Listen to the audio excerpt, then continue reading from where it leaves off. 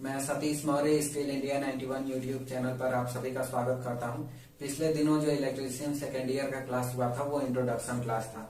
Introduction class में आप लोगों को एक्सप्लेन किया गया था कि कौन कौन सा चैप्टर आप लोगों को पढ़ाया जाएगा। तो देखिए आज हमारा फर्स्ट क्लास है जिसका नाम है डीसी मोटर।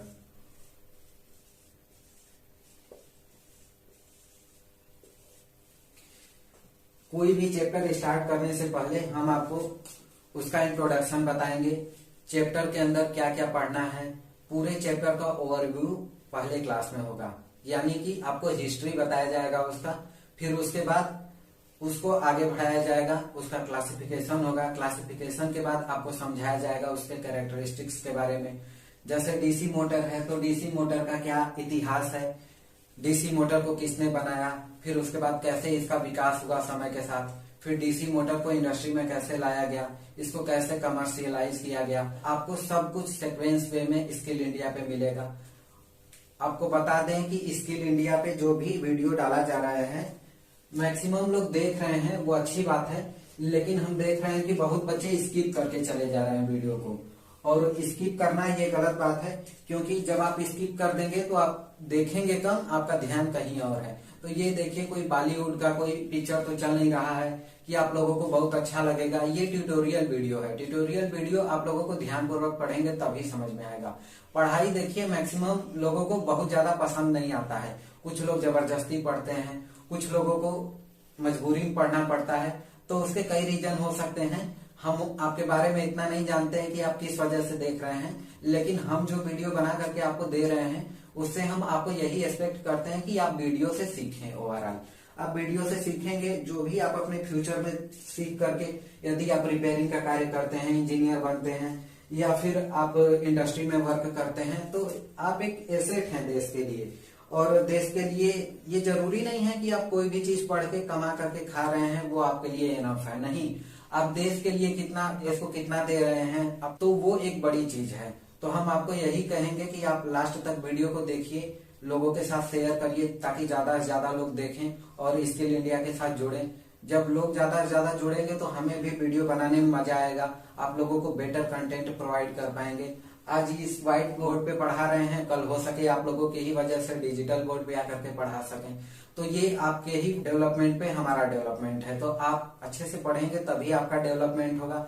आप 4 लोगों को बताएंगे कि यहाँ पे क्लासेस चल रहा है, इतना अच्छा लेक्चर रिकॉर्ड करके आप लोगों को दिया जा रहा है। तो आप यदि सही वे में चलेंगे तभी हमारा डेवलपमेंट होगा। तो आपसे यही एक्सपेक्ट है कि आप अच्छे से पढ़िए। देखिए आज का हम क्लास शुरू करते हैं। पहला टॉपिक है डीसी मोटर। देखिए डीसी मोटर तो हम आपको स्टार्ट कर रहे हैं, लेकिन सबसे पहले आप जान लीजिए डीसी मशीन के बारे में। डीसी मशीन का ही 2 पार्ट है, डीसी मोटर और एक है दूसरा डीसी जनरेटर।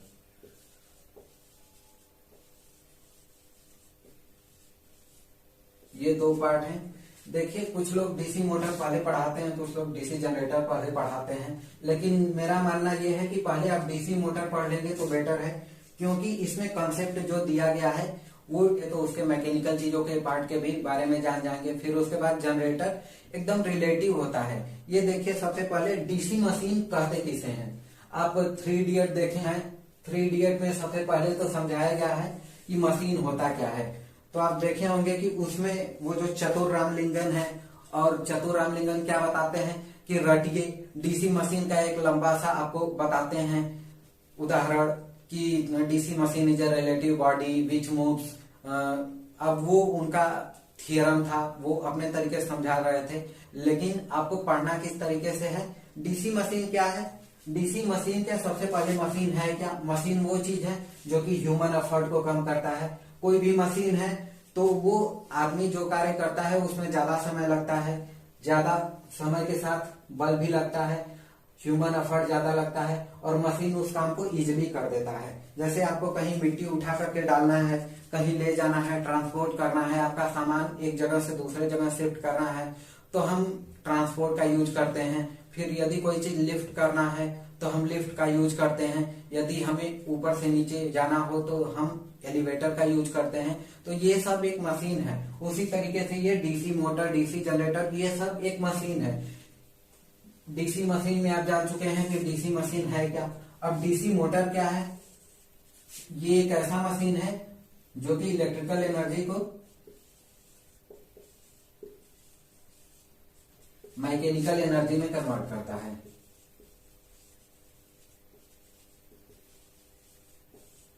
और इसका जस्ट अपोजिट है डीसी जनरेटर। डीसी जनरेटर क्या करता है?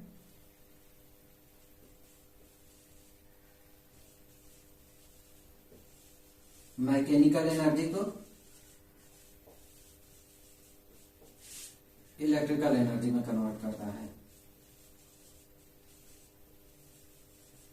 ये एक दूसरे के बहुत ही रिलेटिव होते हैं, वाइस वर्सा। यदि हम बोल दें कि यदि मैकेनिकल एनर्जी को इलेक्ट्रिकल एनर्जी में कन्वर्ट करना है तो वहां जनरेटर की बात हो रहा है। जनरेटर दो प्रकार के हो सकते हैं, या तो एसी जनरेटर या तो डीसी जनरेटर। एसी जनरेटर को ही अल्टरनेटर बोलते हैं और डीसी जनरेटर को तो डीसी जनरेटर या जनरेटर बोलते हैं। तो ये मैकेनिकल एनर्जी को इलेक्ट्रिकल एनर्जी में कन्वर्ट करता है और डीसी मोटर इलेक्ट्रिकल एनर्जी को मैकेनिकल एनर्जी में कन्वर्ट करता है। आप देखे हैं कि आपके आसपास घरों में आप मोटर तो अपने लाइफ में देखे ही होंगे जो कि इलेक्ट्रिकल एनर्जी को कन्वर्ट करता है मैकेनिकल एनर्जी में। देखे हैं यदि चारा काटना होता है तो अपने घर में मोटर चला करके काट लेते हैं। फिर उसके बाद आप डीसी मोटर का उपयोग देखे होंगे, लिफ्ट को चलाने में यूज किया जाता है, क्रेन में यूज किया जाता है।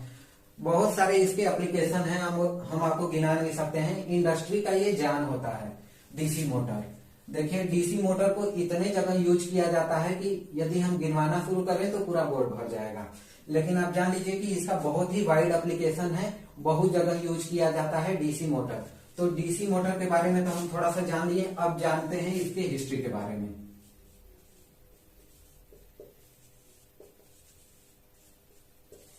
डीसी मोटर के हिस्ट्री के बारे में हम थोड़ा बहुत जानने का प्रयास करते हैं। ये देखिए 19वीं शताब्दी 19th सेंचुरी में शुरू किया गया था इसके एप्लीकेशन के बारे में स्टडी करना। जैसे पहले लोग कुछ भी ट्राई करते थे नया बनाने का, आज भी लोग अच्छा कर रहे हैं इस टेक्निकल फील्ड में, नए नए चीजों इनोवेट कर रहे हैं। तो पहले जो लोग थे थोड़ा सा अलग सोचते थे, मशीन बनाने का जो प्रयास करते थे, उनको पहले राजाओं का चलता था जमाना, तो उस समय उनको पागल घोषित कर दिया जाता था।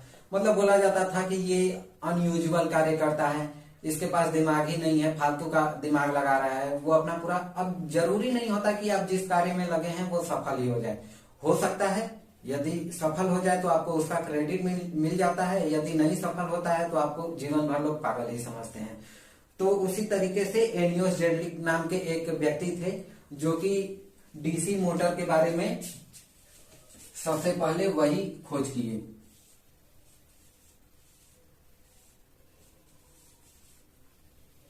और ये खोजे थे आपका 1827 में एनियोस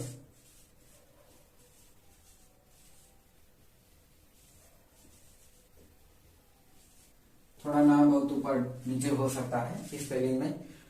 सबसे पहले ये क्या किए कि डीसी मोटर का इंट्रोडक्शन लाए इस दुनिया में, डीसी मोटर बनाने का प्रयास किए। फिर उसके बाद थोड़ा सा और इसका बढ़ाने के लिए विलियम स्टर्जन नाम के एक साइंटिस्ट थे जो कि 1832 में वो थोड़ा सा इनके जो मतलब हम जो कार्य कर रहे हैं नहीं कर पाए तो हमारा बेटा उस कार्य को आगे बढ़ाता है।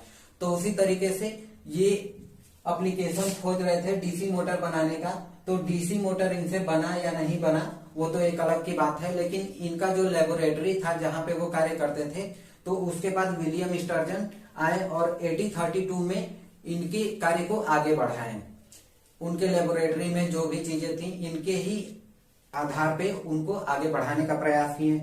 तो वो भी इसमें बहुत सारा चेंजेस लाए। फिर उसके बाद ये सब क्रेडिट इन्हीं साइंटिस्ट को जाता है। और 1837 में थॉमस डेवेनपोर्ट नाम के एक वैज्ञानिक थे, वो भी बहुत ही अपना बड़ा योगदान दिए हैं डीसी मोटर को खोज करने में। तो इसी तरीके से एक चेन बनता चला गया, थोड़ा सा इम्प्रूवमेंट हो गया समय के साथ मोटर में। डीसी मोटर का खोज हुआ, फिर उसके बाद उसके एप्लीकेशन थोड़े बहुत बढ़ने लगे। डीसी मोटर को और कैसे एफिशिएंसी उसका बढ़ाया जा सकता है, तो ये सब कुछ धीरे धीरे बढ़ने लगा, और फिर जब आगे बढ़ता है कोई चीज तो उसको पब्लिक किया जाता है। जब वो पब्लिक होने लगता है तो उसे कॉमन पीपल के लिए बनाया जाने लगा कि कैसे डीसी मोटर को कमर्शियलाइज किया जा सके, ताकि कॉमन व्यक्ति उसको यूज करके अपने लाइफ में उसको अप्लाई करके अपने काम को इजी बना सके। मैंने आपको बताया कि डीसी मोटर या डीसी जनरेटर हो या फिर डीसी मशीन हो या मशीन हो, कोई भी मशीन हो, वो ह्यूमन एफर्ट को कम करने के लिए ही यूज किया जाता है। तो उसी तरीके से ये तो बात हो गया डीसी मोटर का। तो कुछ इस तरीके से इसका रहा है हिस्ट्री। धीरे धीरे ये डेवलप होते होते आज आप देख रहे हैं कि हर इंडस्ट्री का जान है डीसी मोटर। डीसी मोटर बहुत जगह यूज किया जाता है, आप देखेंगे। और जब इसके पार्ट के बारे में पढ़ेंगे तब आपको समझ में आएगा कि वो लोग कैसे इसको खोजे होंगे, डीसी मोटर को बनाने में उसको कितना टफनेस आया होगा। और एक चीज और बता दें, सबसे पहले इसका सिद्धांत बनाते हैं। सिद्धांत बनाते क्या है, जो कार्य होता है उसको बताया जाता है। तो डीसी मोटर का जो सिद्धांत है,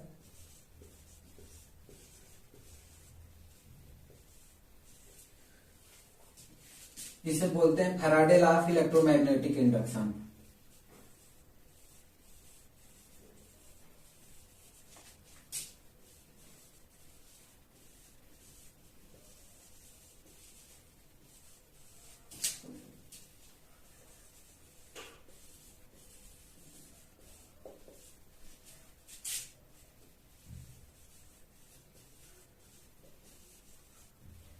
इसको शॉर्ट में फैराडे लॉ भी बोलते हैं।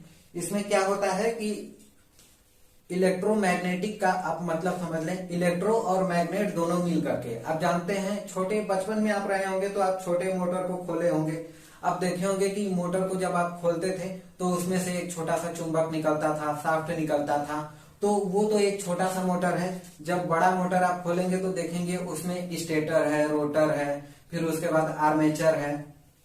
तो आपको पता नहीं होता है कि उसमें इसका नाम क्या है, लेकिन अब जब आपको स्पेशली पढ़ना है डीसी मोटर तब आप उसके बारे में जानेंगे और उसके पार्ट्स के भी बारे में जानेंगे कि किस पार्ट्स को क्या बोलते हैं।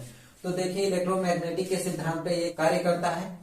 इलेक्ट्रोमैग्नेटिक इंडक्शन होता क्या है, जैसे कोई करंट कैरिंग वायर है, मान लेते हैं कि ये वायर है, इसमें आई एम्पियर का करंट है। तो इसके अराउंड जो भी मैग्नेटिक फील्ड होगा, आप जानते हैं कि किसी भी करंट कैरिंग वायर में यदि करंट है, वायर में यदि करंट है तो इसके अराउंड एक मैग्नेटिक फील्ड बनेगा, और यही मैग्नेटिक फील्ड रेस्पॉन्सिबल होता है किसी भी चीज को चलाने में। इलेक्ट्रोमैग्नेट का यदि हम बात करें तो आप देखे होंगे फैराडे लॉ में आप सुने होंगे,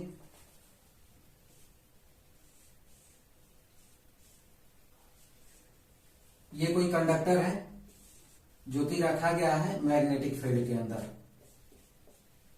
नॉर्थ पोल और साउथ पोल। ये दो जो पोल हैं ये नेचुरल मैग्नेट है।